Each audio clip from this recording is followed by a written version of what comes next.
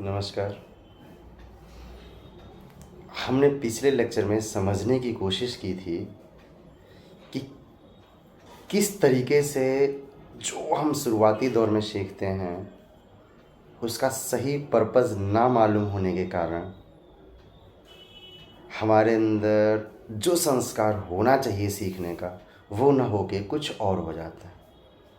वो कौन से संस्कार पड़ जाते हैं और कैसे पड़ जाते हैं इसका जिक्र हमने पिछले लेक्चर में किया था। जिन्होंने वो लेक्चर नहीं देखा है वो पहले उस लेक्चर को देखें, फिर इस लेक्चर को देखें, तभी ये बेहतर ढंग से समझ में आएगा।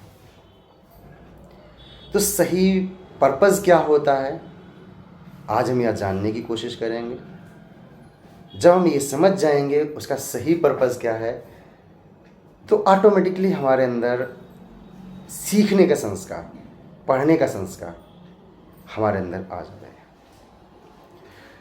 तो हमारा प्रश्न ये था कि जो शुरुआती दौर में हम जो अक्षर सीखते हैं आ से ज्ञा तक, अल्फ़ाबेट सीखते हैं ए से जेड तक, काउंटिंग नंबर सीखते हैं, ये एक समझाने के लिए हम एग्जाम्पल के रूप में लेके चल रहे हैं, सीखते हैं। तो इसका उद्देश्य सही मायने में क्या है, कैसे, इसका पर्पस क्या है? देखिए, इसका पर्पस है कि हम पूरी दुनिया को समझेंगे। आप कहेंगे इनके जरिए हम पूरी दुनिया को कैसे समझ सकते हैं? समझ सकते हैं, इसीलिए तो मैं कह रहा हूं। देखते हैं कैसे, समझने की कोशिश करते हैं, ध्यान दीजिएगा। देखिए, कोई भी अक्षर हैं उनसे मिलकर क्या बनता है? शब्द बनते हैं।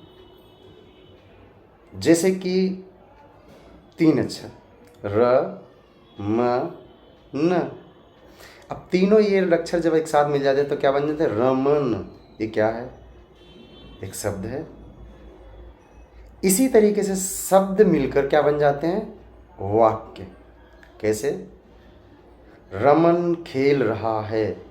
रमन एक शब्द है, खेल शब्द है, रहा शब्द है। तो ये कई शब्द मिलकर क्या बन जाते हैं? वाक्य। और पूरी बुक एक एक वाक्य से ही लिखी जाती है। इसी तरीके से हम धीरे अच्छा से शब्द, शब्द से वाक्य, धीरे धीरे हम इसी तरीके से लैंग्वेज पूरी सीख जाते हैं। भाषा, हिंदी लैंग्वेज या इंग्लिश लैंग्वेज। और अच्छा, एक बात बताइए, क्या दुनिया का कोई भी सब्जेक्ट्स होता है वो किसी न किसी लैंग्वेज में ही लिखा जाता है? मान लीजिए हम 2 लैंग्वेजेस में पढ़ते हैं, एक है उसमें से हिंदी और एक है इंग्लिश, और वो सब्जेक्ट्स जब भी हम पढ़ेंगे वो इन्हीं भाषाओं में हम पढ़ेंगे। और सब्जेक्ट्स क्या होता है? हमने पहले लेक्चर में बात की थी सब्जेक्ट्स क्या होता है। आप जिन्होंने नहीं देखा है वो उसे देखें। लेकिन हम एक लाइन में बताते हैं, सब्जेक्ट्स जो भी दुनिया में है अलग अलग फील्ड में, उसकी एक जानकारी ही होती है। तो इसका मतलब है जब हम अलग अलग ढेर सारे सब्जेक्ट्स पढ़ते हैं तो क्या हम कर रहे होते हैं? पूरी दुनिया को समझ रहे होते हैं। अब पूरी दुनिया को समझने के लिए क्या होता है? हमें भाषा आनी चाहिए कि नहीं? कैसे?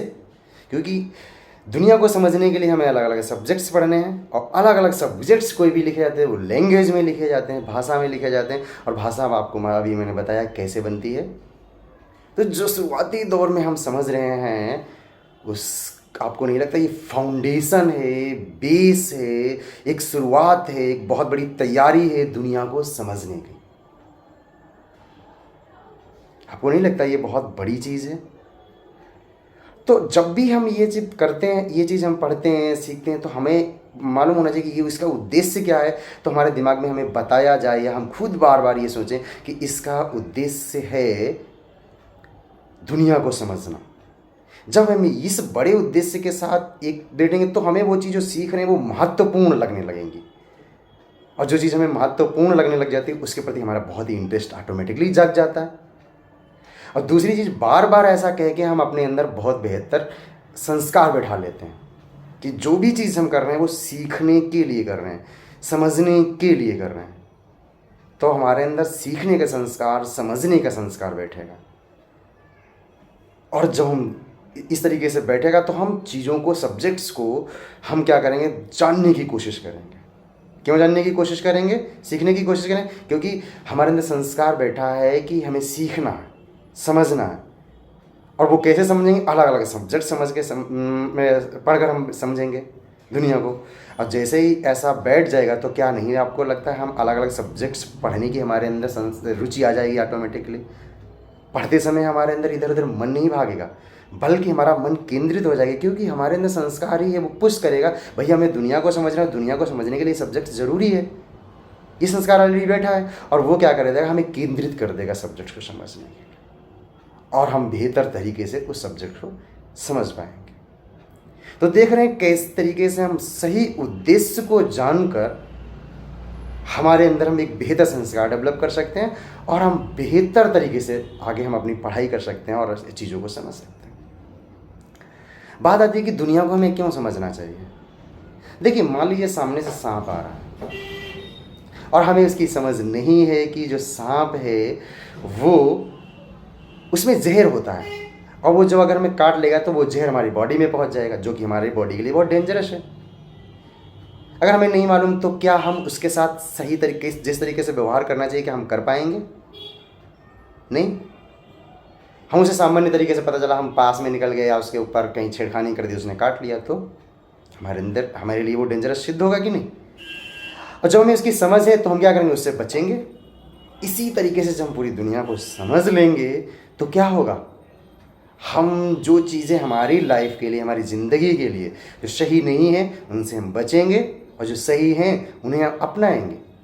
और पूरी चीज़ों को समझदारी के साथ हमें ये समझ में आ जाएगा कि हमें क्या करना चाहिए, हमें क्या बनना चाहिए। किसी को ये बताने की ज़रूरत नहीं पड़ेगी, कोई हमें बताए कि हमें क्या बनना चाहिए, क्या करना चाहिए, नहीं। ना ही हमें किसी से पूछने की ज़रूरत पड़ेगी कि हमें क्या करना चाहिए। हमें केवल अपने अंदर एक चीज़ डेवलप कर लेनी चाहिए, सीखने का संस्कार, समझने का संस्कार। बाकी चीज़ें हम अपने आप समझ जाएंगे, क्योंकि हमारे पास जब इतनी समझदारी होगी, हमें अंदर विजडम होगी, तो हम बाकी चीज़ें अपने आप डिसाइड कर लेंगे कि करना क्या है हमें। तो आपको क्या करना चाहिए कि हमें पढ़ाई किस लिए करनी है? सीखने के लिए। चीज़ों के, सब्जेक्ट के पढ़ क्यों पढ़ना है? इसलिए पढ़ना ताकि जो भी चीज़ें दुनिया में हो रही हैं उनको समझने के लिए। क्यों ऐसा करना है? ताकि हम बहुत अच्छा समझदार जीवन जी सकें। मुझे लगता है, और समझदारी जीवन जी क्यों ज़रूरी होता है? वो इसलिए ज़रूरी होता है क्योंकि समझदारी पूर्ण जीवन जीना ही ऊंचा जीवन जीना है।